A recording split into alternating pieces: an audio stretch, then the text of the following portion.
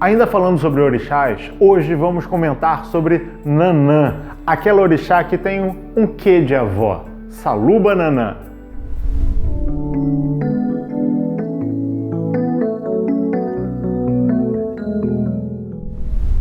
E como de costume, né, vamos entender um pouquinho rapidamente o que seria a ideia de um orixá, né? Muitas vezes a gente confunde orixá com a ideia, talvez muito relacionada à nossa própria religião cristã, né, essa cultura cristã, a ideia de Deus, né? Orixás, eles não são deuses, eles são manifestações da divindade, ou seja, existe uma divindade ali presente naquele orixá, mas ele não é o Deus, ele não é a divindade suprema, mas sim uma potência, uma potencialidade que essa divindade manifesta em várias facetas. E aí, falando especificamente sobre Nanã, ela é um orixá feminino e ela está muito ligada à ideia de maternidade, mas como o Paulo falou na abertura, ela é a avó, né? Ela está relacionada a mãe das mães. A mãe das mães, uma mãe mais idosa e tudo mais.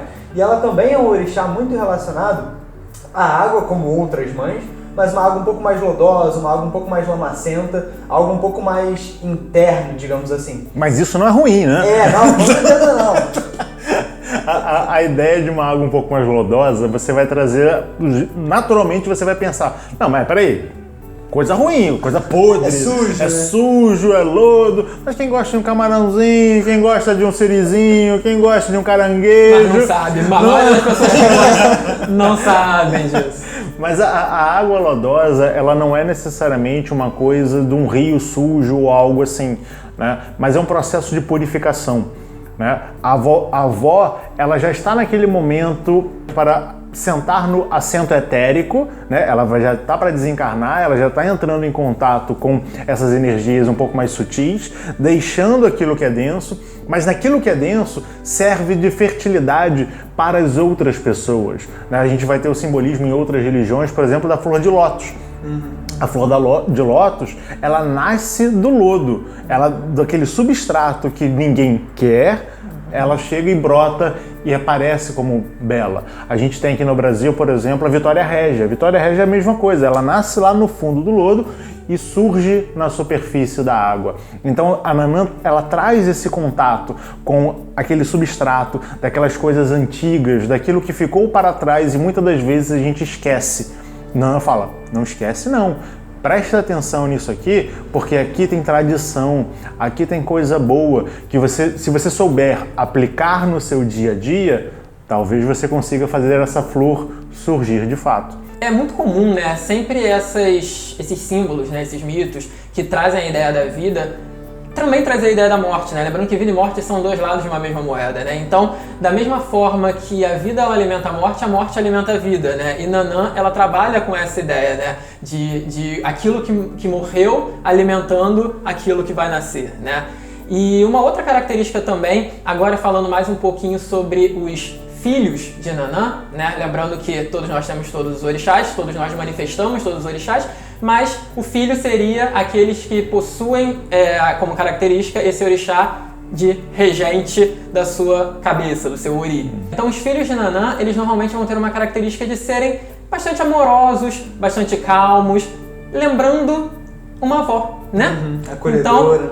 Então, lembrando o arquétipo da avó, É, porque nem toda avó é assim. É verdade. É porque as minhas vovós, elas eram assim, entendeu? Uma ainda é. Então, assim, eu tenho essa memória, entende? Mas, essa experiência, mas de fato, né? É aquela coisinha que te abraça, né? Que te dá alento, que te dá carinho. Vai trazer essa ideia. Só que ele também vai trazer a ideia de um certo saudosismo e de um certo conservadorismo, né? Ou seja, é a ideia de estabilidade, no sentido de tipo, as coisas estão bem assim, então vamos mantê-la assim, né? Os filhos de Nanã, eles têm como característica psicológica não gostar muito de alterações, de mudanças, querer manter as coisas sempre daquele jeitinho que ele já conhece, que lhe é confortável.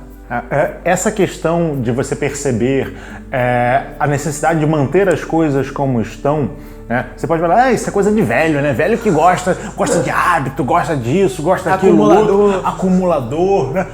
Não é isso. Isso faz parte de uma característica biológica nossa. Com o passar do tempo, você vai fazendo coisas por tentativa e erro, você vai experimentando determinadas coisas até você criar um certo padrão de gosto. É como você vai procurar um filme. Não é você, não, esse filme é ruim, esse filme é ruim, esse filme é ruim, esse filme é ruim, esse filme é ruim. Vou ver um filme que eu já vi. Aí você vê o filme que eu já vi. E aí você não vê. Nossa, minha vida. Tá certo, né? Você sabe que é legal. Exatamente. E aí você vai aplicar uma coisa que o universo todo faz, que é gastar pouca energia. Né? Com o passar do tempo, você já experimentou outras coisas, você sabe o que funciona e o que não funciona para você.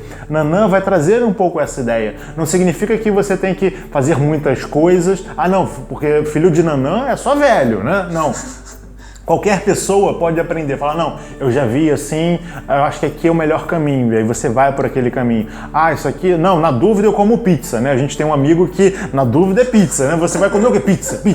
É pizza no almoço, pizza na janta, pizza no lanche, no café da manhã. Você vai trabalhando, você vai fazendo aquela manutenção da pizza. Né? Por quê? Porque você sabe, ali é certo, ali é difícil dar ruim. Ali é o caminho bom. Eu vou na bola, eu vou no fácil, eu não vou fazer o caminho difícil. Por que eu vou fazer o caminho difícil se aqui tá certo? Por que eu vou experimentar uma coisa nova se a coisa velha é tão boa? Vou chegar onde eu quero, que é ficar bem, né? Vou resolver o meu problema, então... Eu posso não ser filho de Nanã, mas rapaz, a prova de que todos nós temos todos os orixás é que eu manifesto Nanã várias vezes na minha vida. Principalmente quando eu vou ver filme e vou comprar comida. Porque aquilo, você chega no restaurante, né, e você fala, nossa, isso aqui parece bom. Mas é caro. E pode não ser bom. Então eu vou no famoso frango à parmegiana. E aí não tem erro. Você vai ali, você não tem erro, entendeu? Porque você não quer correr esse risco de gastar dinheiro com uma coisa que não é boa. Então você vai naquilo, você come sempre a mesma coisa, mas pelo menos frustração de gastar dinheiro à toa, você não vai ter. Até se o cara errar, ele acerta. Ele acerta, exatamente.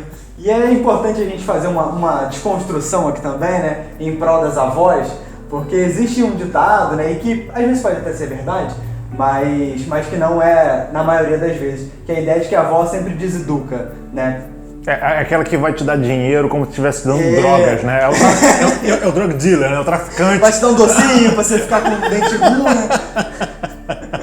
Muito pelo contrário, né? Na maioria das vezes, a avó, ou pelo menos o arquétipo da avó, é aquela pessoa que consegue conciliar a educação com carinho, justamente porque ela já tem experiência, então ela já viveu muitas coisas, ela sabe como é a juventude, como é a imprudência, e ela consegue entender isso e ao mesmo tempo te mostrar que talvez aquele não seja o melhor caminho. Eu sempre digo pra minha avó que sempre que eu não ouço o que ela escuta, eu me dou mal. Isso acontece de verdade, assim, é muito... Eu sempre tô, cara...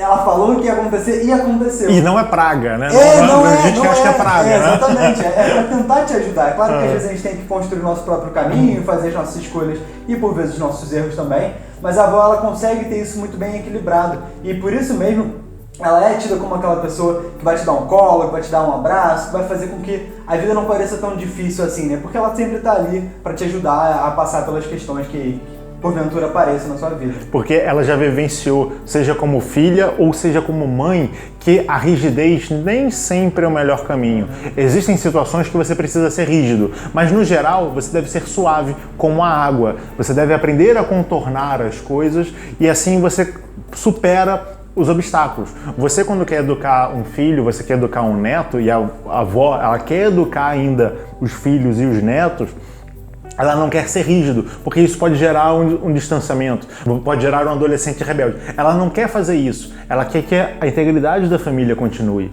Então ela às vezes vai falar de uma forma suave, mas te dando um esporro, ou ela vai falar de uma forma mais agressiva, mas contando uma piada, para te trazer essas coisas, mostrar que ela caminha por esses dois mundos. Ela caminha entre os mundos dos mortos e o mundo dos vivos.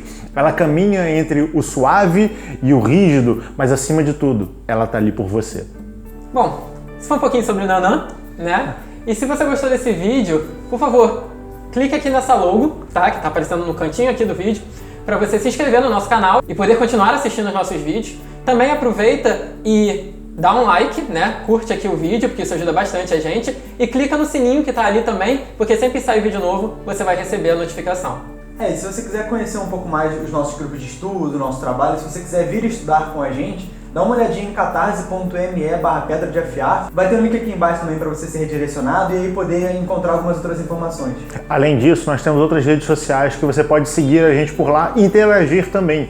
Instagram, Facebook, a gente tem frases todos os dias com textos comentando essas frases para que a gente possa ter uma certa reflexão sobre como é estar na vida, levar uma vida um pouco mais suave, um pouco mais nanã. Saluba, nanã. Até a próxima. Tchau, tchau.